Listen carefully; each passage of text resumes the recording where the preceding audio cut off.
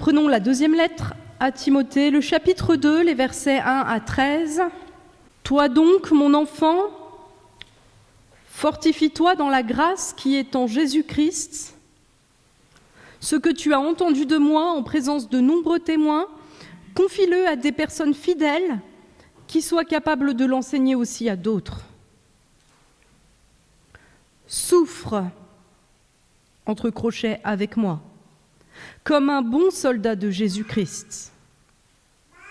Aucun soldat en service ne s'embarrasse des affaires de la vie courante s'il veut plaire à celui qui l'a recruté. L'athlète n'est pas couronné s'il n'a pas lutté en respectant les règles. Le cultivateur qui travaille dur doit être le premier à récolter les fruits. Comprends ce que je dis et que le Seigneur te donne en effet l'intelligence en toutes choses. Souviens-toi de Jésus, le Messie ressuscité, issu de la descendance de David, conformément à l'évangile que je prêche et pour lequel je souffre au point d'être enchaîné comme un malfaiteur. Mais la parole de Dieu n'est pas enchaînée.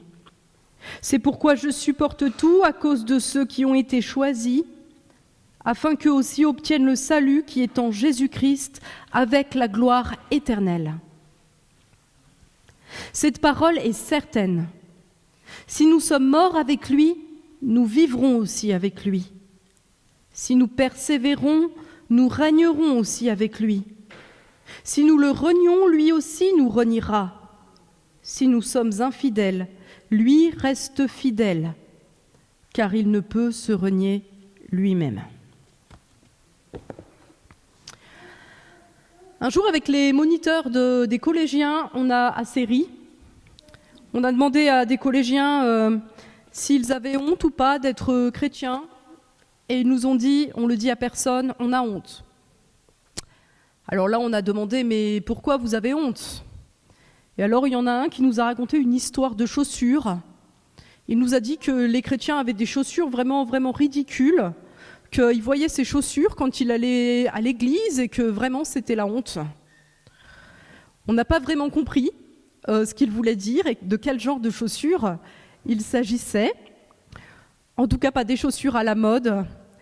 Et en tout cas, on comprenait qu'il parlait de cette espèce de mauvaise publicité qu'on fait au christianisme, vous savez, autour de nous, dans la culture ambiante. Les chrétiens sont des gens qui ont des idées d'un autre temps, des gens un petit peu arriérés, des gens un petit peu dépassés, et des gens qui sont bien malheureux parce qu'ils doivent suivre toutes sortes de règles. C'est cela qu'on entend du christianisme. Et puis pour contrer cette mauvaise pub, certaines églises ou certains chrétiens exagèrent un peu dans l'autre sens, en laissant entendre que si on est chrétien, on n'aura pas de problème. Si on est chrétien, on ne sera jamais malade. Si on suit les règles que Dieu nous a données, on n'aura jamais de problème dans notre couple.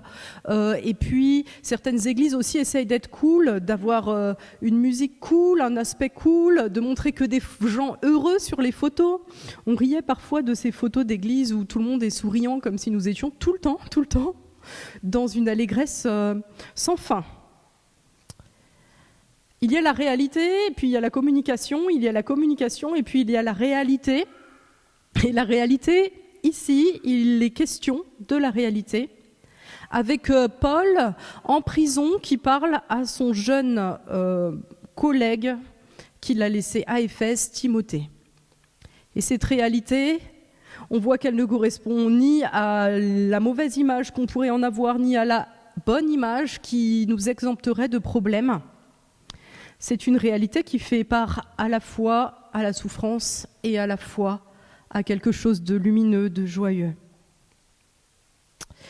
Alors à quoi ressemble ce chemin ? C'est ce que nous allons voir aujourd'hui. Les semaines précédentes, nous avons vu que Paul insistait sur le but du chemin, la gloire qui nous est réservée. Nous avons vu aussi que dans le second texte, il insistait sur ce qui nous permet de marcher sur le chemin, l'humilité. Eh bien là, nous faisons une marche sur ce chemin et nous regardons autour de nous. Et nous verrons que c'est un chemin semé de pierres, mais aussi plein de lumière. Première partie, un chemin semé de pierres, un chemin qui fait part à la souffrance. Voilà ce qui est dit, souffre comme un bon soldat de Jésus-Christ. Alors c'était, entre guillemets, souffre avec moi, et dans beaucoup de traductions, on trouve souffre avec moi, en fait c'est juste souffre avec. Et probablement, la traduction prend ta part de souffrance, c'est plus vrai que souffre avec moi. Parce que souffre avec moi, ça voudrait dire que Paul dit « Je souffre, s'il te plaît, compatis un peu à mes souffrances ». Souffre avec, cela signifie qu'il y a une part de souffrance dans la vie chrétienne. Cette souffrance avec, c'est cette souffrance avec Christ et avec son corps qui est l'Église et qui traverse cette souffrance qui est la nôtre comme chrétiens.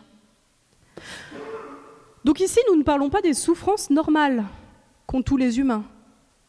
Les chrétiens, comme les humains, ne sont pas épargnés. Nous avons des souffrances, nous vivons des deuils, nous avons des maladies, nous avons parfois mal aux pieds.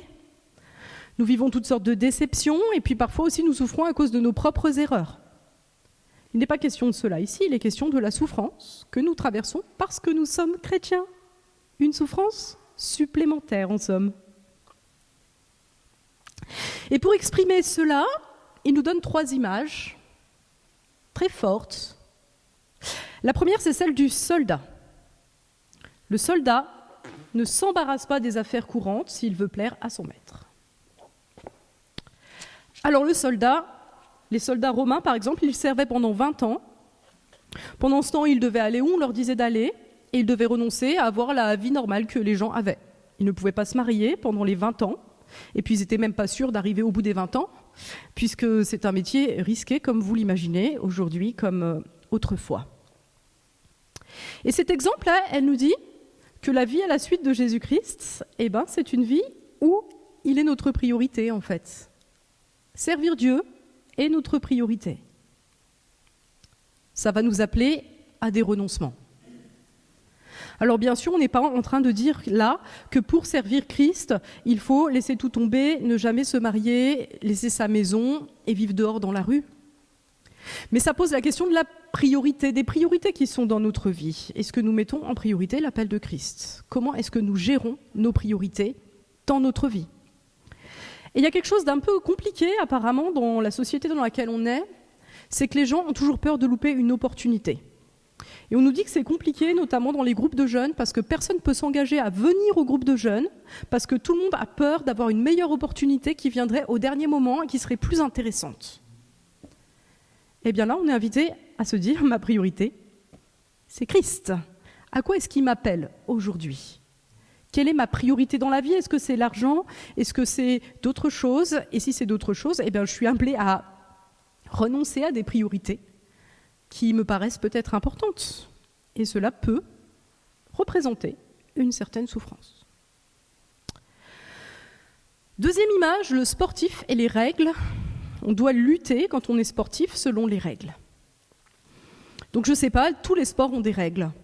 Par exemple, si je veux faire une course à pied et que j'ai pas envie de me faire mal aux pieds et que je prends une trottinette, je vais pas je vais pas pouvoir courir la course, ça va pas.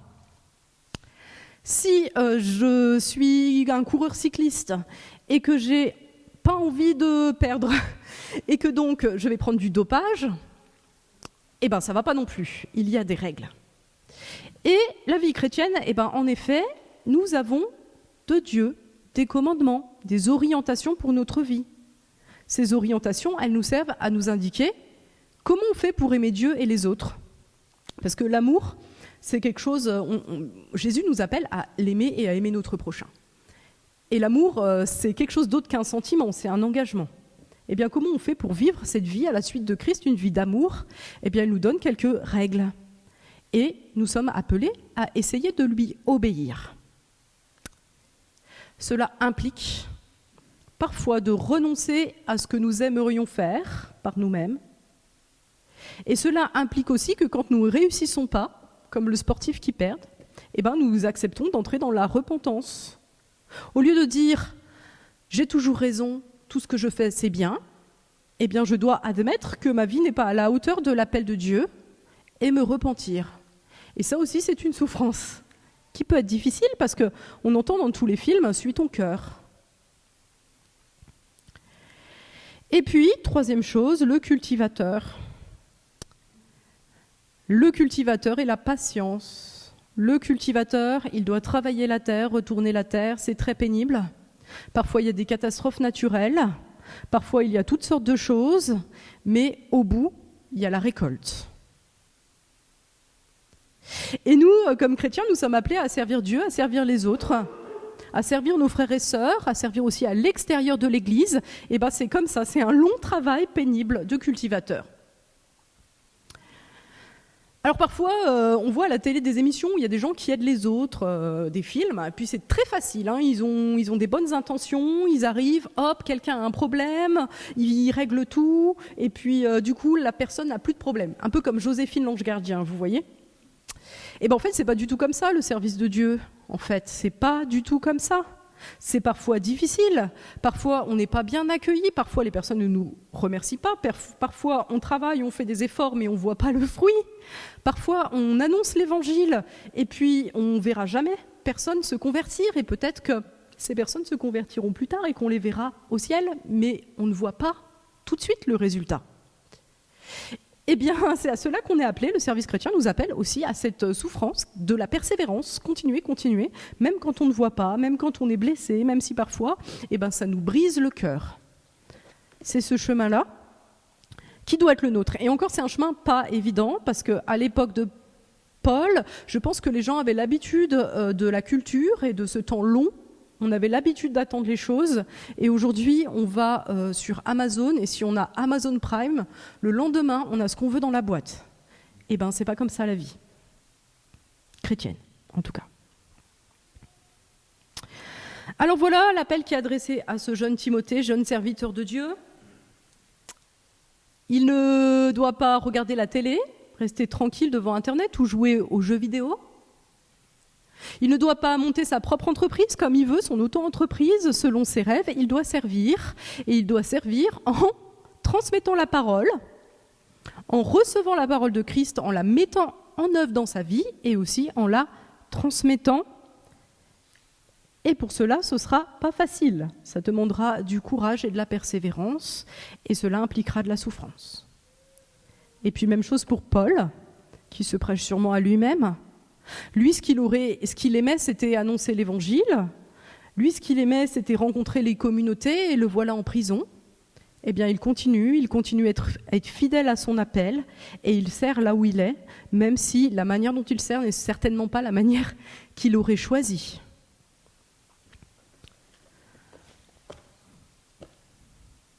La réalité donc de la vie chrétienne, c'est le chemin étroit. Un chemin semé de pierres parfois un peu pointues, mais le chemin de Christ qui est aussi le chemin de la vérité et de la vie, un chemin sur lequel il est bon de marcher, le chemin, la vérité et la vie. Alors regardons à nos vies, regardons aux petites souffrances qui les jalonnent peut-être et qui sont liées à notre foi. Et soyons heureux, disons-nous, nous sommes sur le chemin. Et puis regardons aussi à nos petites infidélités, à toutes ces choses que nous refusons, peut-être par crainte d'être dérangés, par crainte d'être blessés, ou même par crainte d'avoir le cœur brisé. Et comprenons que nous pouvons accepter d'avancer. Ne nous laissons pas décourager. Deuxième partie, un chemin de lumière, un chemin de grâce aussi. Ce chemin plein de cailloux est un chemin plein de lumière, le chemin de la lumière. Voilà ce que dit Paul, fortifie-toi dans la grâce qui est en Jésus-Christ. La grâce qui est en Jésus-Christ, voilà la lumière qui éclaire notre chemin. Alors on peut faire toutes sortes de théories sur la souffrance, je vous en ai fait là une. Voilà, il y a de la souffrance, c'est normal, il faut le dépasser, tout ça. Mais quand on souffre vraiment, en fait, les théories, elles ne fonctionnent pas vraiment. quand on souffre vraiment, on a juste envie de fuir. On a juste envie que cette souffrance, elle prenne fin, on a juste envie que ça s'arrête. Et ce même pour les petites souffrances. Par exemple, moi, j'aime pas trop prendre des médicaments, mais quand j'ai vraiment la migraine, je craque. Au bout d'un moment, je craque, je vais à la pharmacie et je m'achète des Doliprane. Et ça, c'est des petits exemples, mais il y en a des plus grands. Alors, pour tenir sur ce chemin, il nous faut vraiment, vraiment, vraiment nous appuyer sur quelque chose de solide. Et cette chose de solide, c'est la grâce qui est en Jésus-Christ. Alors, prenons un exemple, celui de la randonnée. Qu'est-ce qui nous permet de continuer à avancer quand on fait une randonnée? Pas une petite randonnée, une grosse randonnée, je ne sais pas. On marche pendant 8 heures, on fait 1000 mètres de dénivelé, on passe 2 cols, on fait 30 km. Et déjà, au bout de 25 km, ou 20, je ne sais pas, 20, il en reste encore 10.